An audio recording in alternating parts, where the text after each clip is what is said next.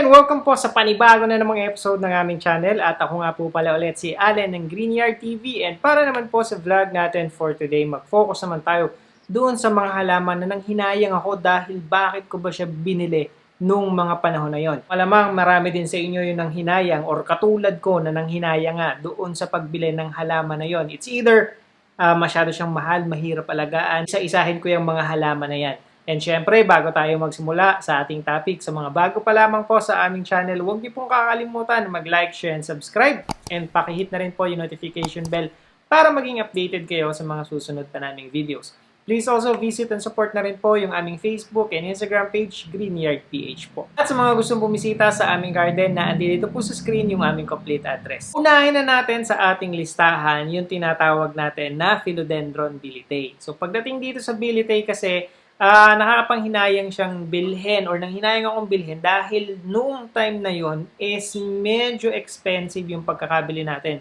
Kasi way back 2 years ago yata, medyo may kamahalan lalo na kapag bagong labas ang mga philodendrons or ang mga halaman.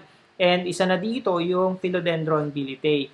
And although madali itong alagaan, kahit nga cuttings ang bilhin mo ng mga Bilitei, is madali siyang buhayin, madali siyang i-propagate. Kaya lang during that time kasi, sobrang in-demand niya, kaya yung price niya is medyo mataas. Sa ngayon, madali na siyang hanapin, mabibili mo na siya, different sizes, may mga maliliit, and madali din naman itong palakihin. Kaya kahit bumili ka nito ng maliit lamang is walang problema dahil over time, itong mga Bilitei ay patuloy lang sa paglaki. So nakakahinayang lang. Dahil lang nabili natin before yung malaki na. Tsaka medyo pricey siya kasi around 5K siguro yung presyo ng Bilitei. And sa ngayon kasi, ang laki ng ibinaba niya. Although may price pa rin, meron pa rin, mataas pa rin yung presyo niya. Kaya lang may mabibili ka na nito na like, for example, 500, 700 na yung maliliit lamang pero magaganda na nga. And kung i-advise ko kayo na bumili ng mga philodendrons sa mga Bilitei, mas advisable bumili ng maliit na, mas mura. And pangalawa, yun nga, madali lang naman siyang alagaan. Pagka mga halaman na mabilis lumaki, mabilis lumago, mas maganda kung halimbawang yung maliit na yung bibili natin kasi mas mura din pati siya, mas makakatipid kayo. And at the same time, yun nga, mabilis din naman ang paglaki niya. Kaya ilang months lamang, hindi nyo manonotice. And masarap sa feeling, yung ikaw yung nakakapagpalaki or nakakapagpaganda ng halaman at saka alagang-alaga mo siya. Ang susunod sa ating listahan, itong tinatawag natin na Calathea crimson. Pagdating dito sa crimson, sayang kasi hindi natin mapaganda. Yung dote natin, ayan, makikita nyo naman dito sa video, healthy. Pero yung crimson talaga, sobrang ganda nito. Kahit kapag binili mo siya ng napaka-lush or napakalago, hindi mo malaman-laman kung bakit paulit-ulit na nasusunog, na nasisira. Hindi yata ako nakapagpaganda ng Calathea crimson na ito.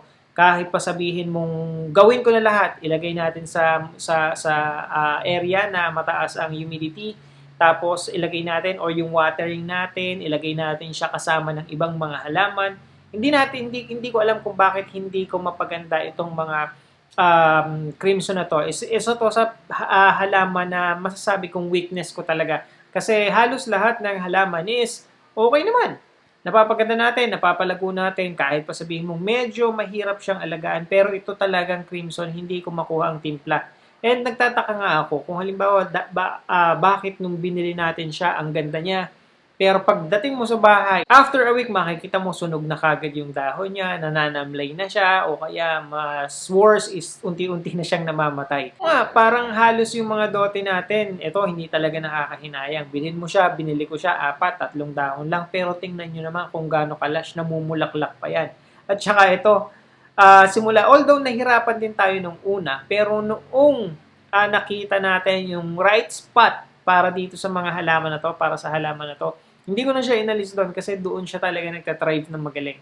And ayan, tuloy-tuloy sa pagganda yung dote natin. Ito lang talagang Calathea crimson, yung napakahirap. Isa sa mahirap na alagaan na Calathea, itong crimson, bukod sa Orbifolia. Isa pa yan. Pero ito kasing Orbifolia, isama na natin sa listahan natin. Kaya lang, ito pagdating dito sa Orbifolia, sa una, okay siya, maganda, parang may cycle. Kaya, although manghihinayang ka, kasi syempre nga, akala mo papangit na, pero huwag ka lang mawala ng pag-asa dito sa mga orbifolia. Ituloy-tuloy mo lang.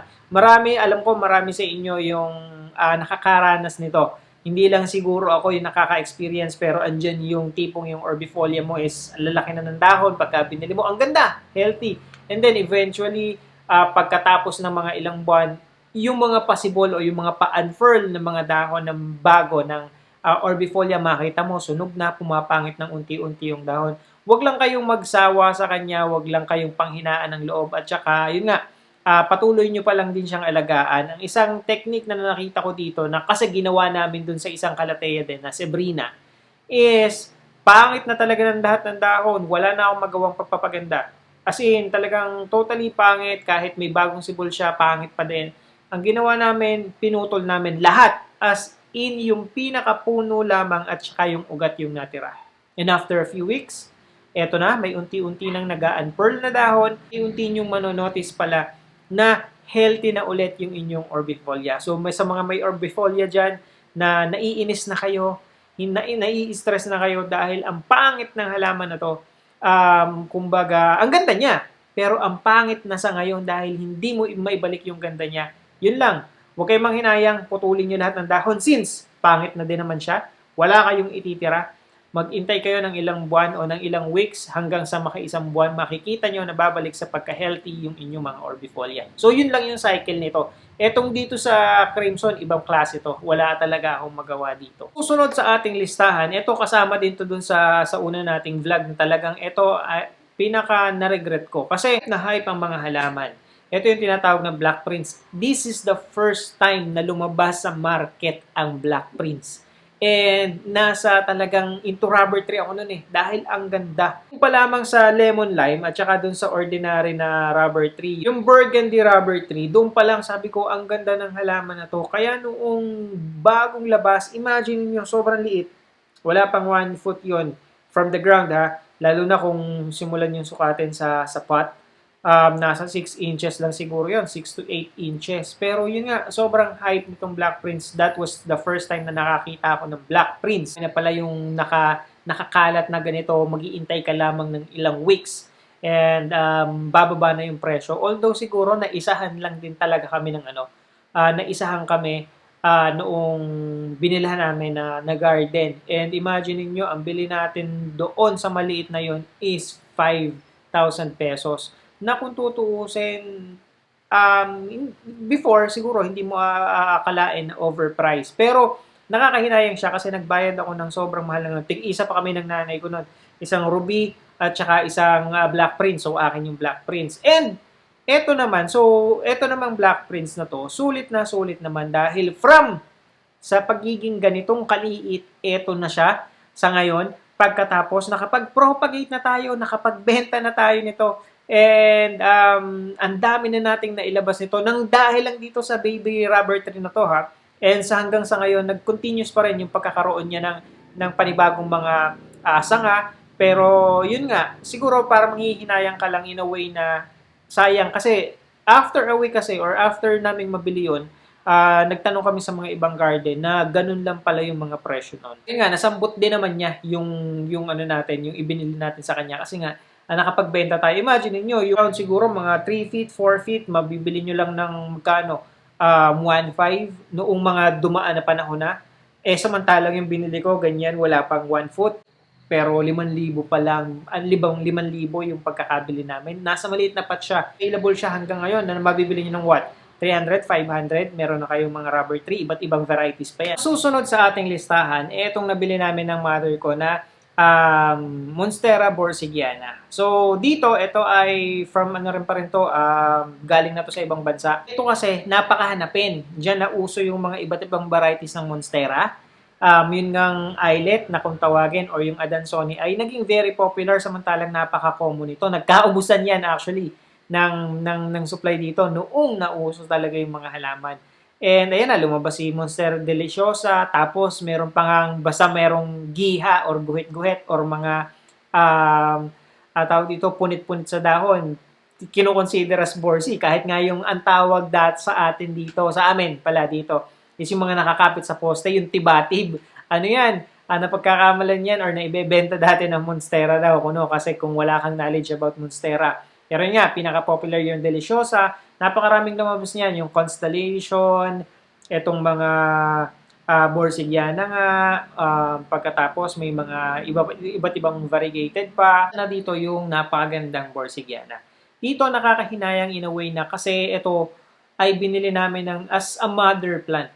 So, yan. And talagang ang hirap i-dispose. Sabihin na natin kung mas early natin na-purchase itong Borsigiana, mas madali siyang i-dispose or i-resell dahil marami yung naghahanap pa. Pero during that time kasi ang ganda dahil yung variegation. And yun nga, parang nag-gamble lang since maganda naman, pwedeng pang display talaga sa garden. Pinropagate niyang isa-isa. Kinuha niya yung mga cuttings na pwedeng i-cut, pagkatapos itinanim para at least mabenta ng separate, hindi na yung isang as a whole.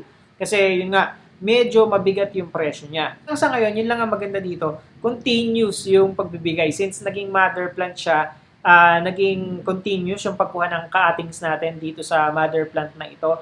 And nakakailang cut na, hanggang ngayon nandyan pa. At maganda rin naman yung variegation niya, hindi nawawala. Although doon sa mother plant, may mga pagkakataon na yung mga luma niyang leaves o kaya yung ibang dahon niya, walang kokonti yung ng variegation. Pero meron at merong lumalabas na dahon na malaki yung variegation. Na yun yung ikinakat natin, ipinopropagate natin at ibinebenta natin.